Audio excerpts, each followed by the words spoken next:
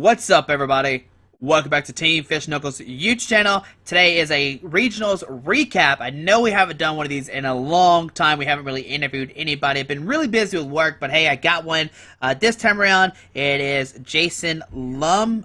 Jason Lum playing the Primal Groudon deck. All right, so Primal Groudon did make an appearance, and if you don't know how Jason accomplished, don't worry about it because you'll find out in this video. All right, so he played the Primal Groudon deck, which is a very interesting list with the Super Potion, which you can heal 60 damage from one of your Pokemon if you do discard energy attached to that Pokemon. You got an Enhanced Hammer.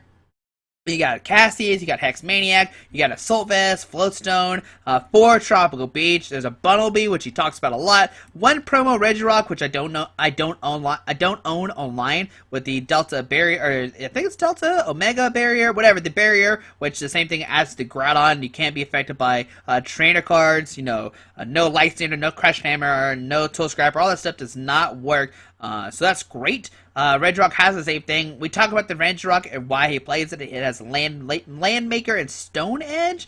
And yeah, we talk a lot about this deck and go in great detail about it. But hopefully you enjoyed this interview, and let's see it right now. What's up, everybody? Welcome back to Team Fish Knuckles YouTube channel. Today we do another regionals question and answer, and this time we are talking about, is it Ontario regionals?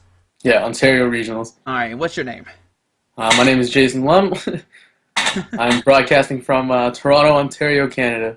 There we go. Alright. And as you just saw beforehand, that was his Groudon deck, and we're going to talk about it. So I guess the first question is, how did you decide to come to Groudon? Like, a lot of people are talking about, like, Trevenant, Evotal. I mean, not that much was talking about Groudon that I know of. So how did you decide to play it? Yeah, well, in my testing, we found that Trevenant was easily the best deck. Like, if you ignored what the most popular decks were, Trevenant pretty much beat everything except for Dark decks. Unfortunately for Trevenant, Dark is by far the most popular deck in Expanded. So I figured people are going to show up playing Dark, Trevenant, and then counters to Dark. The counters to Dark mainly being fast stuff like Night March and Bees, which I think give it a bit of trouble, and Mega Rayquaza, which definitely has that deck's number. Looking at those matchups, like, I figured the deck that could be Dark and Mega Ray would be the play, and I thought the deck that did that the best was Groudon. I didn't think it was something people would be prepared for either, as well as I didn't expect to play any mirrors at all. So yeah, that's basically why I chose Groudon.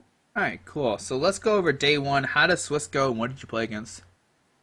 Swiss went pretty well. I actually went undefeated through Swiss. Unfortunately, I did have 3 ties though, so I was like, the last round was a pretty big nail biter. I ended up winning my win and in, but like I was just sitting there waiting on resistances. Luckily for me, I had been at top tables throughout most of the day, mainly due to fortunate matchups, to be perfectly honest. I faced 3 Mega Ray, 3 Darkrai, and then 2 Mirror. Yeah, so my matchups went pretty well. Tied against one of the Mega Rays, tied one of the Mirror, and then tied another Dark deck, I think. I think it's funny how you said that you weren't expecting like the mirror match and you played 2 like this. Yeah, so it turns out some of those Michigan guys brought up Groudon with them as well. I ended up playing against 2 of them. I got lucky though because I played the Bunnelby, which neither of them did. So it basically let me, I basically could bait them into attacking with the Groudon first, because if they don't, I'm just gonna mill through their entire deck. So once they promote the Groudon, I get the first attack in, and that basically wins the mirror.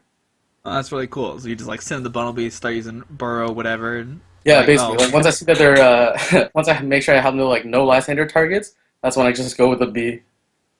Okay, cool. So going to day 2, were there any decks that you like did not want to play against, or how were you feeling? Yeah, well, I definitely did not want to play against that Trevenant deck. I don't know. I actually think, in retrospect, the Night March would have been a worse matchup.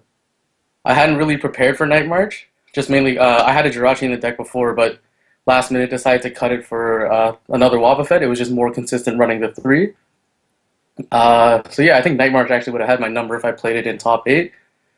Fortunately for me, though, I ended up playing a Trevenant. Game 1, I started a Wobbuffet. He basically could not draw out of it, so I eventually just got a Groudon going, killed whatever he promoted. Game 2, I feel like Game 2 he may have been a little tilted. So he started playing a little more aggressive than usual, burning resources early game just to try and get the tree going as fast as possible, leaving him with like no late game recovery. So eventually I just got the Groudon going and managed to keep it alive long enough to clear his field. All right, cool. So you 2-0'd the Trevenant player, which some people are like Trevenant just auto lose, or Groudon just Yeah, auto oh lose to man, don't get me Trevenant. wrong. I was really scared the whole time. Yeah. Up until I saw him throw away like 3 trees just because he had to in order to get a third one go or in order to get another one going. That's when I realized like okay, I survived like another 2 of these and I had the game in the bag. Pretty amazing. All right. So what'd you play against the top four and how'd it go? Top four, I played against my friend Zach Lesage. He was playing Turbo Darkrai. Game one. I don't know. Like I have the type advantage on that deck, so it's it's pretty easy matchup for me. Once I get one Groudon going, I can pretty much sweep his field. I guess the key to this matchup is just before you attack, make sure you have 2 Mega evolved. Like normally when you play Groudon, you want to have 1.5 like charged up before you start attacking. But in this case, I felt like if you just had them both Mega evolved, you could attack with the one and just buy time to attach to the second. So that's pretty much how I won game one. Made sure he couldn't kill both and still kept up with the prizes. Game two was real tight actually. I couldn't get the I couldn't get this combo going in game two, so I was stuck attacking with one. He set up like amazing math to kill it in 2 shots, even if I revenge killed the Darkrai. So what I did was I basically Lysandered out a Shaman because I knew he had no energy left in the deck. He had a Super Rod, and I basically just tried to mill it. What I didn't know was that his AZ was actually still in his deck. Luckily, like he had an AZ and a Versus Seeker. Luckily for me, I didn't manage to mill the AZ when he had Versus Seeker in hand. So it was a bit of a like calculated gambling, and I wound up on the lucky side of it, and that's how I won game two. So did you actually deck him out game two? Yeah, I'm not gonna lie. Like going into day two, my strategy was actually to win game one and then deck people game two. Because what I noticed was that once I won game one, people start getting real tilted, getting real aggressive, and then I could just punish that by Bunnelbeing them. So I pretend I'm gonna kill them with Groudon, but really I'm just once they kill the first Groudon, I just start milling them. It's weird that like nobody knew. Like, I mean, maybe they knew you had the Bunnelby, but they like the thought never came in their mind. Like, oh man, he plays Bunnelby, I gotta be careful, kind of thing. Yeah, like I mean, I guess if you're too careful though, like you just give me the time to set up 2 Groudons and play normally, right? That's true, yeah. Yeah, But yeah, like weird Bunnelby won thing. me probably just as many games as the Groudon actually. Yeah. All right. So going to the finals, you nervous at all? You excited? What's going on? No, I'm not gonna lie. Me and Kieran have been discussing this the whole day. Once we found out what our brackets were, it's just like, all right, like we have a good chance of meeting each other in the finals. Sorry. So once I knew it was me versus him in the finals, sorry, it's actually no, it's a pretty easy matchup. Like it doesn't have the damage to keep up with me, and plus I play the Assault Vest, which just makes that matchup even stupider. So game one, I think I can't remember the name of that channel, sorry, but someone recorded the finals match.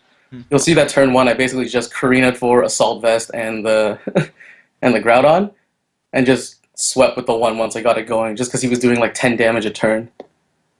Game two, Assault Vest was prized. So unfortunately, I think he did manage to kill 1 Groudon. He might have actually killed 2 and just been stuck at 1 prize left. At which point, I again went with the Bunnelby strategy. I have to give a shout out here to my friend Matt Koo. He convinced me last minute to put a Cassius in the deck just to like prize deny people. So what was the situation was he had. Sorry. Oh, okay, no, sorry. I remember the game wrong a little. So I had a Mega Groudon left alive, but like it had a lot of damage on it. So basically every turn I was just healing it so that it wouldn't die. Like I had no way to keep it attacking, so I basically just was trying to deck him out at this point. I kept healing 1 Mega Groudon active, but because he was swinging with a Mewtwo, I had to get rid of the Wobbuffet on my bench. So I Cassius'd it back in, making sure he had no way to take that last prize easily. He had to kill the Groudon. I just kept healing the Groudon, like buying turns. He had to keep his VS Seekers for end at this point just so he wouldn't like deck out immediately. Yeah, so at that point I basically just waited till I hit the Enhanced Hammer that was left in my deck, Enhanced Hammered him, and then I was actually lucky enough to have Puzzles of Time at the same time I hit the hammer, and I just hammered basically all his energy away at that point. And that was the Sidestone Crobat play, right? Yeah. Yeah. Okay. Kieran Farah, another good friend of mine, great player. So there you go. You're the regional champ. I mean, how do you feel? Feels good, man. It feels good. Like Drake said, I feel like I turned the 6 upside down to 9 now. He'd be really proud right now.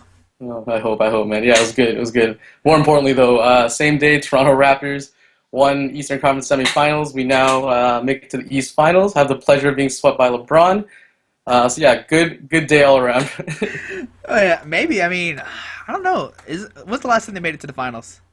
We've never made it to these Yes, what? finals. This is a record-breaking season for Dude, us. I know. So like, I mean, you already won like Game 7, which has never happened before. Yeah, twice. Yeah, so like, maybe we'll see. Miracles can happen, like you said. Oh man, hopefully I'm pumped for these games though. I actually work right beside the Air Canada Center, so I'm definitely gonna try and catch a few. Hopefully we make it long enough. It's an interesting series by the time we bring it back to Toronto. All right, man. Well, let's go to the deck list some, because I know some people are going to have questions. Yeah, sure.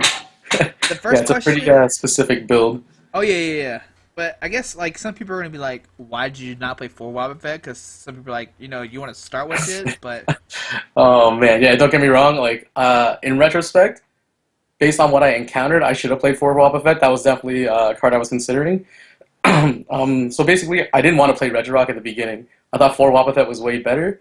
But last minute, my friend Alan Zhu convinced me to put it in for Regice because one Regice just kind of walls our entire deck. Like we have no way around it, and we had a feeling that a lot of people would show, or not a lot, but like enough of them would show up with Manectric. That if we risked playing one of them and lost because of that, and then we just lost another matchup normally, we'd be in a real tough spot. So yeah, basically, the Regirock over Wobbuffet was like an insurance policy. all right, cool. Yeah, my next question was, why'd you play the Regirock? But if it's a Regice, I guess that makes a Yeah, lot of well, sense. it turns out that thing is actually fairly useful in the mirror, just because if you focus sash it, it doesn't it basically acts like another Groudon. It does damage to like your opponent's Groudon, like this roughly the same amount anyway. Either way, you're two-shotting it, and then like they have to two-shot your thing, but for one prize. So it's not that bad in the mirror. Fortunately for me though, because of the Bunnelbys, I never had to, I never had to actually go about using that strategy. We'll just cut the Regirock for a second, Bunnelby. How about that? Oh, maybe man, I love that card. Seriously, MVP in that deck. Okay. Mr. Mime, useful, not useful? How would you rate him? Very useful. I'd say it's like almost critical to the deck. You need it to you need to block Fright Knight first of all. That card is actually terrifying because 60/60 is you can't deal with that. You need some way to block it. You can't keep up with that much damage early game. So you 100% need it. If you see yourself facing against the Yveltal, turn one Korrina for Groudon and a Computer Search to get that Mime going immediately. All right, so that's my next question. Would you advise people to play Computer Search or the Scramble Switch? You always see people Uh, like Scramble Switch, new Groudon's really good, but you choose Computer Search. yeah, honestly, it was. I'm not gonna lie. Like pretty much immediately, I wanted to play Computer Search instead, just because I wanted to make this deck like just super consistent. What I noticed was that if you didn't have Computer Search, you had no other way of searching for a card. You could Korrina for items, but you can never Korrina for a supporter or a stadium, which is sometimes what you needed. In fact, most of the time, I think I Korrinaed for it turn one to either get I Korrinaed for it just to get beach most of the time, just to fill my hand again. I always Puzzle of Time it back just so I can search for like specific supporter cards, or if I really need to find like the Super Potion or something, something dumb like that. Scramble Switch is good though, because once you get a Groudon powered up, the most important thing is keeping it alive, and the Scramble Switch basically does that for you. I guess I just kind of wanted to ensure that I always got that Groudon going up, and then found other ways to keep it alive instead, like running Dual Nurse and Super Potion. All right. So some people are going to ask, Soup Potion, you discard energy, heal 60, correct? Yeah. Now, how does the math work out? Like, did you find any like interesting numbers while you're playing it throughout the day? Oh man, one of the dumbest combos in this deck is a Super Potion Max Turbo, or yeah, what's the thing called? The thing that the Mega Dark Turbo? Patch Megas. Yeah, play those two at the same time. Puzzle of Time it back again. That's 120 damage off, and you lose no energy. It is one of the dumbest combos. If you can pull that off, I highly suggest you do it. It is really worth it. If you can time this with a nurse, that's 180 damage off a Groudon, which is absurd. Oh man, yeah, that okay. It seems definitely good now. Like I was like questioning Soup Potion, and like, all right, Yeah, 120 no, damage one it's turn. 100% necessary for that deck. It puts in so much work. All right, so let's see here. You played, let's see, 3, 6, 7, 8, 9, 10, 11 one-ofs. And that's not Yeah, including Pokemon. Like that's 14 yeah, all one-ofs. those one-of items. Yeah. So, what was your favorite one-of item? Oh, my favorite one-of item, eh? I probably use Professor's Letter the most, so that it has to be up there, just because so many times I had to Korrina for a turn 1 to make sure I got those energies. Like, one of the first things I check for if it's prize, just because it informed, like, its huge impact on my decision-making in the future. Favorite one of it? I think it's either that or Enhanced Hammer. Just because Enhanced Hammer was, the fact that you could Puzzle of Time it back means that one copy can take you so far. Like, that can literally get rid of like 5 DC, or no, I guess 3 DCE at most if you time it correctly, which is huge. It helped a lot in the Topaz matchup for sure. Alright, so I guess some people are going to say Tropical Beach. You played 4 of them. They're like $75 to $100 right now. I'm a rough Yeah, guess. well, fortunately, I do play in Canada, so we are allowed to play with the French cards. If you look at it carefully, it's actually 3 French and 1 English. So this is the cheap version of that deck for sure. Alright, well my question was going to be, if you can't find the 4 beaches, will 3 cut it, will 2 cut it, or do you have to play the 4? The original list was actually 3 in a shrine. The shrine was basically just so you could use some of the basic Groudon's attack, like the Rip Claw, discard an energy, just in case you were really far behind and like needed someone to just do some damage. Added effective discarding energy as well, which isn't bad. But no, I think 4 beach is too good. Like you need, like having that in your hand turn 1, freeing you up to Korrina for Professor's Letter is huge. Just because you get those energies you need, you ensure the energy next turn, and you still get like a fresh hand. It's crazy. Like that's all you need for Groudon. Just keep drawing and attaching energy. Or turn 1, make sure you have some orders to play that allow you to keep that combo going. All right. So another argument I know people have with the Mega Turbos, you played 2 of them. Would you ever play them early game, or do you usually just wait till like after turn 3 or 4, you just mainly power up a Groudon, or did you always like try to go like aggressive Groudon? No, I played this deck like very slowly, so I always manually attached till I got it going. I never Mega Turboed until late game, so and that was after I was using all those healing effects. So I tried as much as I could. I tried to time Mega Turbo and Super Potion together. All right, cool. So, worst deck to play against with this deck? Night Marcher Bees easily. I don't think it can keep up with the fast damage, especially with Bees with the weakness too. Like your Assault Vest is essentially useless, and the one Focus Sash I guess just isn't enough in that matchup. Okay, all right, that's fair enough. Now, if you're going to week 2, would you make any changes? Like going blind, you don't know what people are going to play. Do you make any changes to Groudon? Do you keep the same 60? Fortunately for me, I don't have to. This is not a debate I actually have to have. I guess if I did go to week 2, the closest one to me would be Wisconsin. Yeah. I honestly have no idea what's big in the Midwest, so I'd have to check out some of those sites, see what has done well there recently. If it's a lot of Night March and a lot of Bees, I likely will not play this deck again. If it's what I expected, like in Ontario with a lot of Dark and a lot of Mega Ray, then I definitely show up with this deck again. I don't know, if you like I tested a lot with this deck, so I felt pretty comfortable playing with it. Like there are outs to beating Night March and Bees, but that's entirely based on the Bunnelby strategy where you just punish them for being aggressive and deck them out.